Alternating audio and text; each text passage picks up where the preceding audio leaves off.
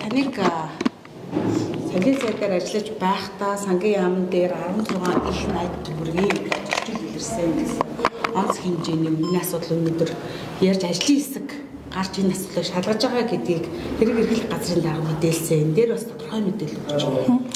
За хэрэглэх газрын дарга буюу бомб цогцоод өөрөө залруулга энэ дэр хийн гэдгийг надад албан ёсоор хэлсэн бөгөөд надаас уучлалтгүй байсан. Дөнгөж цай бүлгийн уралд тарлаа бүлгийн урал дээр энэ талаараа мэдээлэл өгсөн.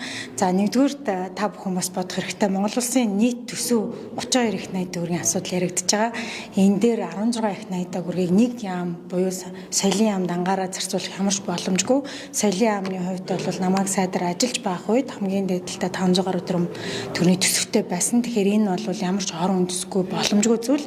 Зүгээр нөхцөл байдлын хувьд бол бомб цогцоод өөрөө тайлбарлахдаа энэ бол одоо аудитын газраас нийт 16-7 яамн дээр хийгдэж байгаа одоо шалгалт байсан гэдэг талаараа ярьсан. Энийг харин одоо арай өөр байдлаар тавигдсан байна. Одоо бас алдаа гарсан байна. Энэ дэр хүлцэл өчье гэдгийг албан ёсоор бүлэг дээр надад одоо уучлалт өгсөн өөрөө маргааш албан ёсоор залруулна гэдгийг бас хэлж илээ.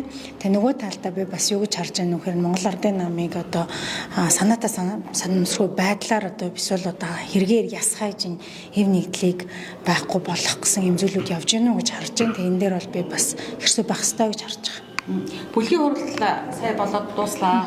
Тэгэхээр одоо энэ 38-30-ын одоо бүлгүүд нь нэгдэж одоо нэгдсэн хурал хийж улсын хурлын дарга бүлгийн даргын сонголтоо нэг талаас харахад бол нэг албан тушаалын бэлэг хуалцаад нэг ойлголцсон юм шиг ойлголцоогүй юм шиг ингээд хүч төрөө шийдчихвөө залуу гишүүдийн хувьд юу юу гэж харж байгаа юм асуудал.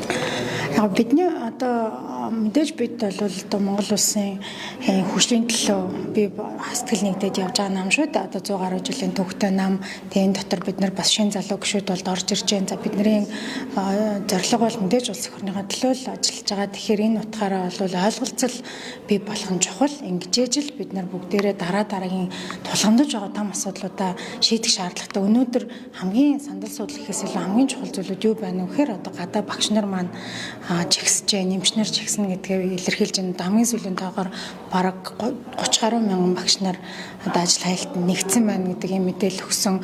Багш нар цалингаа 3.5 сая төгрөг болох хүсэлтэй байна. Тэгээ би энийг бол бас болохгүй зүйл биш гэж харж байгаа. Төсөв унших юм бол боломжтой байна гэж харж байгаа. За яг өнөөдрийн байдлаар бид нарт ингээд өргөн барьсан төсөв дотор улсын их хурлын гишүүд болон улсын их хурлын ашигт бол төвхтэй. Яагаад вэ гэхээр цаанаасаа тавигдсан хуультай учраас бид нар төсөө нэмэгдүүлж чадахгүй хөрөнгө оруулалт урсгал хооронд нь хөдөлгөөн хийж болохгүй гэх мэтчлэн юм одоо баригдмал байгаа. Энэний оронд засгийн газартаа илүү ойлгомжтой болж чадах юм бол багш нарын цалин 3.5 сая төгрөг хүргэх боломж бол харагдаж байна. Бас боломжтой юм танах боломжтой зардлууд харагдаж байна. Тэгэхээр эдгээр зүйлүүд дээр бид нар ойлголцолд хүрж одоо нийгмийн асуудлуудаа шийдвэрлэх нь маш чухал байна гэж харж байна. Би бас өдөр энэ явж байгаа оюут толгойн асуудал дээр буюу Риотинтотой хийж байгаа хэлцээрийн асуудал дээр чагсаал цуглаан хийж байгаа хүмүүстэй таарсан эдгээр хүмүүсийн бас тавьж байгаа шаардлага хүртэл чухал байна. Бид нар одоо Риотинтотой энэ хэлцээрээ зөв болгож Монгол улсын хэмжээнд үүсэж байгаа энэ өрүүдийг хэрхэн өөрсдөө ашигтай байдал руу гаргах уу гэдэг энэ олон улсын хэмжээнд тулгамж байгаа асуудлууд байгаа учраас энэ асуудлаа шийдвэрлэхийн тулд бид нар мэдээж ойлголцолд хүрж хамтдаа улсынхаа хөгжмөд ажиллах хэрэгтэй гэж харж байгаа. Улсын хурлын гишүүд төсөв таанж багш нарын цалиг нэмэгдүүлэх хэд хэдэн саналуудыг хийж байна л да. Та сая бас танах боломжтой байна гэж ярьж байна. Ер нь ямар төсвийг төслийг танах боломжтой байна. Яг ер нь ингээд төсөв уншихад бол бид нар нэг ойролцоогоор 24 найд орчим төгрөг нь бол урсгал зардал байна л да. Одоо урсгал зардал дотор бас бид нар хуультай таньж болохгүй олон зүйлүүд байгаа тийм мэдээж хүүхдийн мөнгнөөс эхлээд нийгмийн даатгал, эрүүл мэндийн даатгал гээд за цаашлаад эрүүл мэндийн даатгалын сан маань өөрөө бас маш том эрсдэлд орчоод байна тийм. Энэ мэтчлийн зүйлүүдээр бол бид нар ерөөсөө гар хүрч болохгүй. Харин нөгөө талдаа бид нар дэвчиж болох зардлууд бол байна. За үүний дотроос миний бол хамгийн боломжтой харагдаж байгаа зүйл бол хөрөнгө оруулалт дээр байна гэж харж байгаа. Тийм учраас дан ганц одоо нөгөө улсын их хурал өргөн барьсан төсөв дээр ажиллахад бол хүндрэлтэй болж эхэлсэн байна гэж харж байгаа. Тэгэхээр өргөн барьсан хүрээндээ буюу дээд хязгаартуудаар эсвэл одоо зардлынхаа хязгаартал багтаж ажиллана шүү дээ. Тэгэхээр засгийн газар энэ төсөв өөрөө засаж залруулах шаардлагатай юм шиг харагдаж байгаа.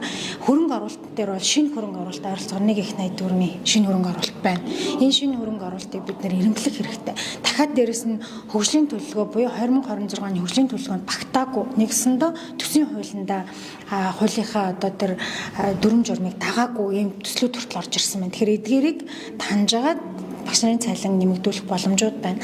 Нөгөө талдаа бид нар бас бодлогын төвшөнд өөрчлөлт оруулж чадах юм бол одоо энэ төсвийн нэмэгдлүүдийг бий болох боломжууд харагдаад байна.